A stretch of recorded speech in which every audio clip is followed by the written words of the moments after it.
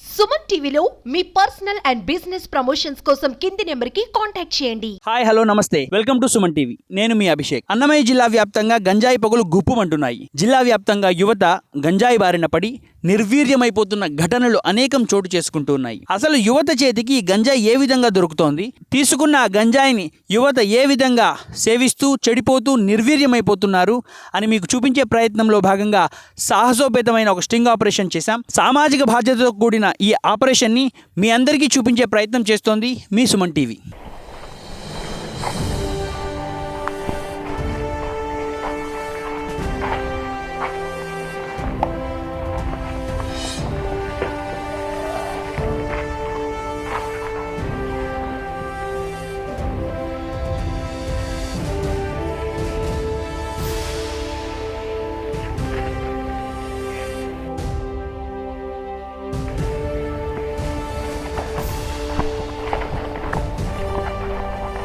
చూశారు కదా, అత్యంత సాహసోపేతంగా సుమన్ టీవీ చేపట్టిన ఎక్స్క్లూజివ్ వీడియోలో భాగంగా ఏ విధంగా అయితే మనం చూసామో ఈ విధంగా పొట్లాలుగా గంజాయిని ప్యాక్ చేసి మరి విద్యార్థులకు, మైనర్లకు, ముఖ్యంగా విద్యార్థులకు అమ్ముకుంటూ వందలు వేల రూపాయలు సొమ్ము చేసుకుంటూ విద్యార్థులను, మైనర్లను బానిసలుగా గంజాయికి మార్చివేసి మరి నిర్వీర్యం చేస్తున్న అనేకమైన ఘటనలు జిల్లా వ్యాప్తంగా చోటు చేసుకుంటూ ఉన్నాయి.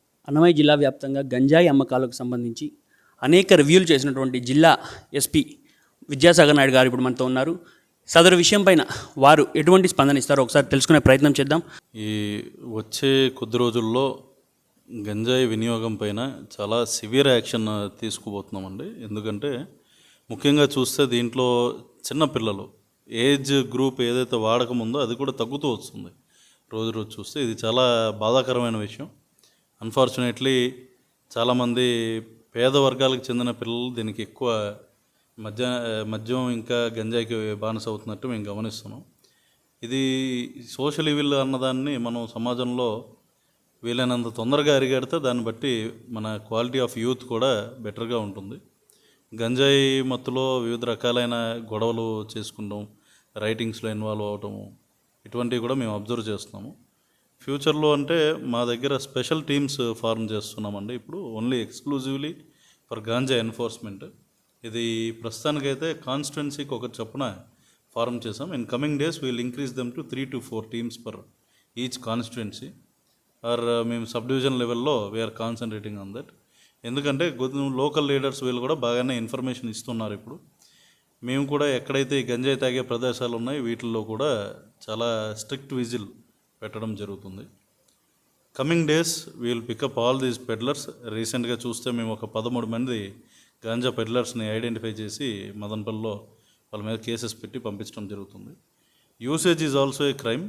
దీంట్లో తెలిసి ఎందుకు అంటే అంత ముందర there was a view that usage చేసే వాళ్ళని కొంచెం లీనియంట్గా వాళ్ళని ఓన్లీ వాళ్ళు పెడ్లింగ్ చేయరు అన్న ఇది ఉండేది. బట్ మేము గమనించింది ఏంటంటే ఏదైతే యూసేజ్ స్టార్ట్ అవుతుందో, యూసేజ్ స్టార్ట్ అయిన తర్వాత అది ఎడిక్ట్ అయ్యే కొద్దీ దీంట్లో అమౌంట్స్ సరిపోక అది కొనుక్కునేదానికి వీళ్ళే గంజాయి తెచ్చి అమ్మి దాంట్లో నుండి వచ్చిన అమౌంట్లో నుండి లేదా కొద్ది గంజాయి వీళ్ళు కూడా పెట్టుకొని మిగిలింది దీనికి అమ్మటం అనేది వీళ్ళు మళ్ళా పెడ్లర్స్లా తయారవుతున్నారు.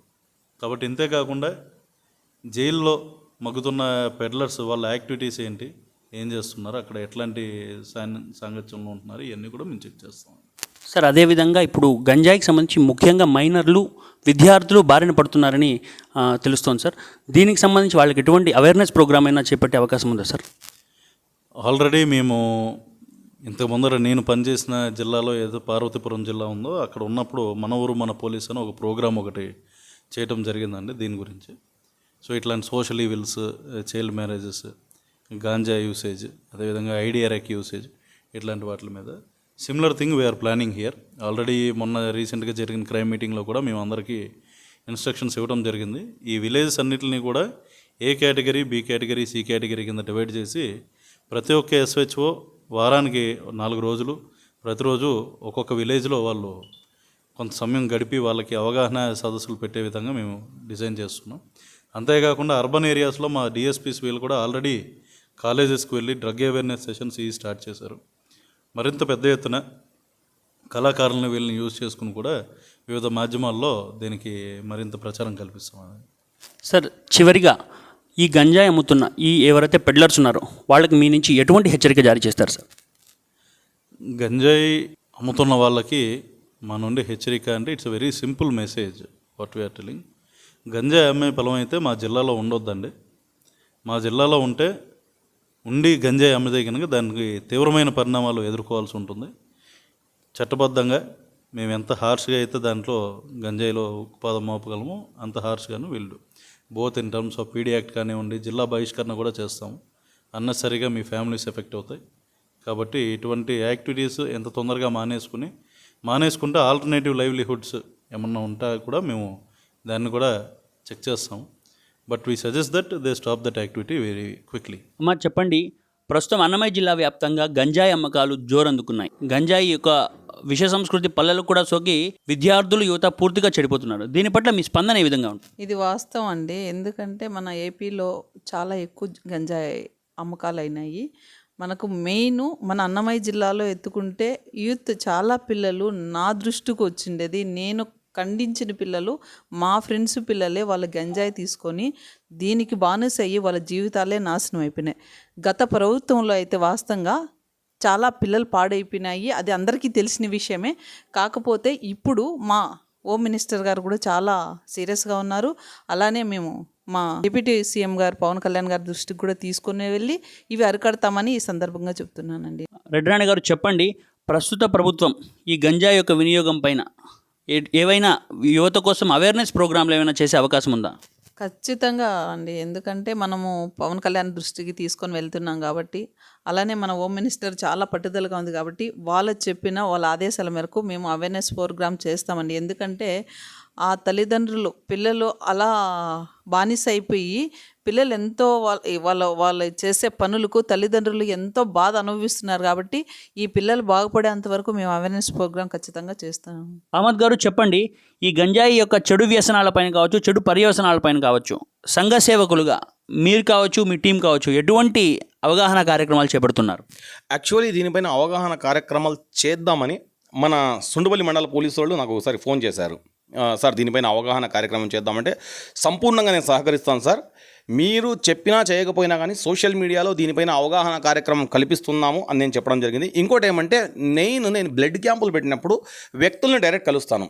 సో అక్కడ కూడా ఈ గంజాయి గురించి, దాని యొక్క పర్యవసానం గురించి, దాని యొక్క చెడు దుష్పరిణామాల గురించి నేను అక్కడ యువతకు చెబుతూనే ఉంటాను.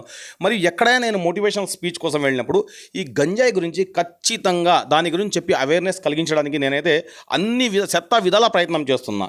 కానీ అయినా కూడా మెయిన్ ఎస్పెషల్లీ ఇందులో ప్రభుత్వాలు జోక్యం చేసుకోవాలి. ఎందుకంటే ఇప్పుడు ఒక కూటమి ప్రభుత్వం మన ఆంధ్రప్రదేశ్లో అధికారంలో ఉంది. ఇంతకుముందు వైసీపీ గవర్నమెంట్ ఉన్నప్పుడు ఇదే కూటమిలో ఉన్న రాజకీయ నాయకులు మేము గంజాయిని మేము వస్తే అరికట్టేస్తాం, ఈ వైసీపీ ప్రభుత్వం చాలా గంజాయి అనేది సర్వసాధారణం చేసేసింది అని చెప్పారు. సో ఇప్పుడు నేను కూడా ప్రభుత్వాన్ని కూడా కోరుతున్నా, ఈ గంజాయి అనేది ఎలాగైతే మీరు ప్రశ్నించారో అదే విధంగా ఇప్పుడు మీరు ప్రభుత్వంలో వచ్చారు కాబట్టి దీనిని కూకటి వేళ్లతో పెకలించాలి. మన వస్తున్న ఈ యువతరాన్ని కాపాడి భావి తరాలకు మన యువతను ఆదర్శంగా నిలబెట్టాలని నేను ప్రభుత్వాన్ని కూడా నేను ఇదే కోరుకుంటున్నా.